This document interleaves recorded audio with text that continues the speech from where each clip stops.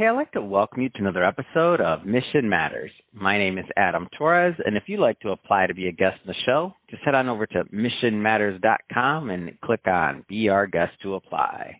All right, so today we have Sarah Martin on the line, and she is a market sector leader over at HED. Sarah, welcome to the show. Thanks, Adam. Really excited to be here.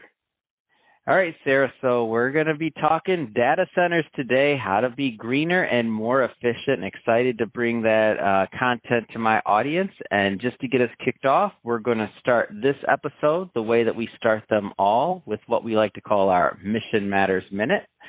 So, Sarah, we at Mission Matters, we amplify stories for entrepreneurs, executives, and experts. That's our mission. Sarah, what mission matters to you? So I work for HED, which is an architecture and engineering company. We've had about decades of experience in the mission critical sector, and both for myself and the company, we really care about client-focused design and ensuring that we are meeting, the goals and the intent of what the client needs and ultimately their product. So essentially that ranges from, is it a new developer who's new to the data center world all the way through to the hyperscalers, and making sure that depending on what they need and how long the partnership has existed, continuing to push the boundaries. And, you mentioned sustainability specifically. How do we continue to push the data center world to be more and more efficient and focusing on the sustainability goals, as we are, one of the larger power consumption industries in the world. So that's great, first off, and love bringing mission-based individuals on the line to share, why they do what they do, how they're doing it, and really how it makes a difference. And I'm just curious, so a lot of different things you could have done, architecture, design, I've seen your background. I'm just curious, what drew you or what fascinated you about the idea of working with data centers? Like, what was that pull? Honestly, I graduated architecture school, and I have a family who's very engineering based, and I knew that I wanted to do something slightly different than what I had gone to school for, but I didn't really know what that was. And I came across our company used to be Integrated Design Group, and merged 5 or so years back with HED, and they were primarily just data center designers at that point in time. And I kind of was like, oh, that seems cool, right? It's the different design type, right? Because you're not really designing for a person, you're designing essentially a massive computer. So to me, it was just a really cool overlap between engineering and architecture. And I was lucky enough to get a position as an assistant PM at the company, and have been able to wear multiple hats through more the management side of things, and be able to, be the person who's asking the question of, hey, why'd you do that way? Or what about this? And not necessarily always have to be the expert in each individual thing, but help kind of push the boundaries from that side of things. So it's fascinating to me, because what you said too is like, to think about it as an architect, to just design it, to say you're not doing it for the people, you're doing it for the computer. So it's a little bit, it's different, isn't it? Yeah. Yeah, it's a completely different, mindset. It's not to say that, of course, architects who design great offices can't do it, right? But it's just a different way of looking at it. I kind of want to start with this thought process, because I don't want to assume that everybody understands this mission critical sector. Could you help define that for me? Yeah. So mission critical sector is basically anything that has, if it were to go down, there'd be a major issue, right? From a financially, usually it'll impact that company. So, for example, Microsoft, when they have a massive outage, or Meta, when they have a massive outage, all of us notice on our phones when, you can't open Instagram, or it's not loading, or all that kind of stuff. And that realistically results in dollar signs, right? So, it's anything that falls within that. So there are, other sectors that have aspects of that, like hospitals. They have mission critical aspects of it, but typically when people say mission critical, it's more towards the data center world. There's some other kind of smaller subsectors within that, but primarily data centers. And so now, I guess taking it a step further, I mean, when we think about the amount of computing and computing power that's out there and the amount that's needed for, let's just say, these next steps of wherever we're going, whether it's autonomous vehicles, whether it's, I mean, all these other things that just massive amount of computing power, I feel like the need for data centers and the increasing footprint of them, like over the next years, like it's not getting smaller, is it? No, if you look at any of the major projections for any of the hyperscaler clients, as I was just mentioning, you know, the Amazons, Googles, Metas of the world, their projections are doubling, if not tripling, over the next few years. So especially with AI, there's going to be a significant increase in power consumption. It's just somewhat the reality of AI in that it's a lot of compute power processing a lot of storage. So essentially you have something with a very, very high power draw and then a slightly less power draw surrounding it to be able to, you know, solve all these different problems that these companies are working on. So, I mean, you combine the trend, the need for more, knowing that it's going to take on more. I mean, if I was to kind of look at an older example of it, thinking of like railroads or something, like early years in our country, right? Like you knew it was going to get bigger. You knew it was going to get bigger. You knew that the infrastructure was going to continue. There's going to be more demand as the country was building out west. Like you knew that.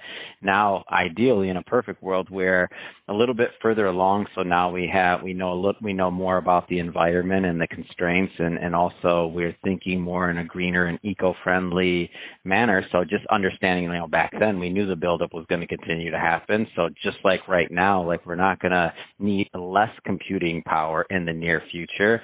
So why is this concept of being greener or more efficient, like why is that relevant? Why does it matter? So I don't remember the exact statistic off the top of my head, but it's something along the lines of the data centers, you know, take up more power than the rest of the country alone, right? So you add up all the other facilities and then you compare that to the data centers. It's, you know, if it hasn't surpassed it yet, it will over the next few years. So that just inherently, right, becomes a conversation of, okay, well, if this is such a huge power consumption issue, what do we do? The thing that I would think is a huge misunderstanding from the community is that data centers are inherently very efficient, and you compare them to other data or other building typologies. They're efficient in the sense that their systems are designed to be, you know, do exactly what they need to do. There's not all this wiggle room when it comes to, you know, your mechanical system might not be the most efficient system type of thing. And that's because, you know, data centers are expensive. So from the beginning, people have been looking at how do we cool this with the least amount of power draw, or how do we make sure that our, you know, programs that are going into these computers are as efficient as they can be to not take up, you know, megawatts of power. So inherently there's already that kind of design parameter and push, but still when you're looking at it, you need to be able to, one, be looking at the future of, okay, we're now going to have higher density racks, which does have efficiencies and sustainability narratives around it, because as opposed to having, you know, an entire row that would be, I don't know, 50 megawatts, or sorry, not megawatts, kilowatts. Now you're looking more towards, you know, hundreds of kilowatt hours in a single cabinet type of thing, right? So in a lot of ways, while people may not necessarily understand that, that does translate to less building infrastructure around, you know, the same quantity of compute power. And they're doing that through all these different efficiencies in chip manufacturing. So that's a great, you know, moving in the right direction. The biggest thing when it comes to data center design for us is really the tipping point for liquid cooling. And it sounds like that's coming over the next couple of years. And so that'll bring the cooling directly to the chip, which inherently you're not cooling the air anymore. You're cooling the chip itself so that heat rejection isn't, you know, the issue that we've had previously. so yeah, there's a lot of things that are kind of being developed and worked around that. The one that I'm like really curious to see who's going to be kind of the winner on is, new power generation options, right? So there's a couple that are looking at nuclear power, which, there's a number of nuclear plants across the country that aren't being utilized right now. So a lot of ways tying that to a data center seems to make sense. There's some things around that from a reliability standpoint that I think it's all going to kind of need to be worked through and somewhat more understood, right? Because it's new, and so there's the concern around, okay, well, how reliable are these plants and all these things? But I think that's going to be somewhere that maybe it's not your most important data that you put there. Maybe it's your second tier, and then you tie it to that, and you're offsetting your power consumption through utilizing a different power source and not tapping into the grid directly, type of thing. It seems to me like any of the number of things you brought up a moment ago, especially the cooling the chip option, like these are like as this technology gets better, it has the opportunity to create some real change there, so that even some of the current infrastructures that are there, they may be able to be optimized more. Am I off, or am I understanding that right? I just want to make sure I'm clear. Yeah. You're 100% understanding that right. It's going to be really interesting to see what happens with existing data centers. So there's a lot of historical data centers that have been out there for 10 or so years, right? And in the lease world, that usually means that they might be looking at their tenant leaving because it's not the most efficient system, or it's only getting you 1,200 kilowatts instead of megawatts that people are buying now. So it's very possible that you're going to see some shift in that. We've been kind of watching that market for a bit now, and we haven't seen the tipping point that we were expecting.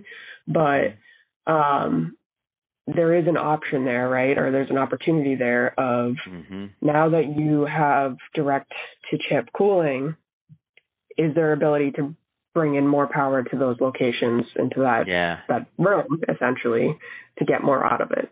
The one thing that I think is going to be interesting there is, how do you increase your power consumption? Because, all this equipment takes up a decent amount of space, right? So does that mean you're stacking your generators and getting creative with things like that? But I think things are going to happen there. It's just a matter of when, type of thing. Yeah, it's fascinating because it's like each one of it fits each puzzle piece, right? Like, and how the resources and build up, whatever's there, how can you maximize that? And then I guess talk to me about the next piece, which is the scalability side of things as demand continues to increase, as technology, obviously, as you mentioned, has already, people are trying really hard, a lot of smart people trying really hard to push the envelope on the technology side of things. But I guess talk to me a little bit about how these intertwine and these become somewhat scalable as the demand for these data centers just increases. Yeah. So as a company, we have what we call a kit of parts, essentially. So they're kind of, for the kind of oversimplifying it, they're blocks, right? So it's a matter of, all right, we want X amount of megawatts in this facility, so we're going to put that in 2 megawatt chunks, which typically aligns well with your generator sizing, and develop layouts around that chunk. And so one of the things that is beneficial with that is the ability for what we were just talking about with the scalability and the flexibility. So we have a client that we've worked with for years, and we were involved with their first, kind of data center prototype. And at that point, it was about a 1,200 kW facility, each room within their data center. So with the start of that campus, it was a 1,200 kW, and by the end of it, it was a 3,200 kW. So, and that was 4 buildings, and then their next campus was a 6 megawatt. So it's kind of using that kind of kit of parts to be able to ensure that you're setting it up and you're spacing within your building and all that is going to be able to take on this flexibility, so that you can say, okay, well, this tenant actually wants 12 megawatts. Do we make this one room now instead of two? And how do you work through those types of things? So being able to have that kit of parts to lean on to do your initial master planning and make sure that you have enough, of the know-how and your design team is the right design team to be able to say, okay, well, you're going to need, roughly this much space for your UPS room, this for your crack galleries or whatever it is, to really be able to kind of build in that buffer for flexibility in the future. But, it's a fine line, right? You don't want these facilities to be massive and then now you're spending exponentially more money just to be able to buy for the future. So, it's a product that we've kind of developed for years and we're continuing to utilize with clients to build out the best thing that kind of suits their needs type of thing. Well, Sarah, I have to say, it has been great having you on the show today. I came in as a novice. Now, if I'm at a dinner party or somewhere else, I'm going to be acting like I know about data center management. I'm going to be like, I had Sarah on this show. Let me tell you something, all right? No, this is, in all sincerity, this is awesome. It's been a great education for me, and I will be using this knowledge just in my day-to-day, and I hope my audience, everybody that's listening that maybe didn't know, that some are listening, I'm sure they're just as fascinated as myself. That being said, Sarah, I know we just barely, scratched the surface on your knowledge and also what HED is doing. If somebody wants to, follow the HED journey and just learn more and digest more content, what's the best way for them to connect? The easiest way to get a hold of me directly would be through LinkedIn, and I'm Sarah Martin, and there's plenty of Sarah Martins in the world, so definitely look for the one with HED.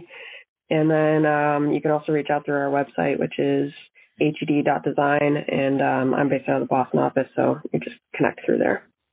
Oh, fantastic. And we'll be sure to put all the show that in the show notes so that the audience can just click on the website link and head right on over. And speaking of the website and the audience, if this is your first time with Mission Matters or engaging in an episode, we're a platform that's all about bringing on business owners, executives, entrepreneurs, and having them share their story, the projects they're working on, what matters most to them. And the whole point is for us to all learn and grow together.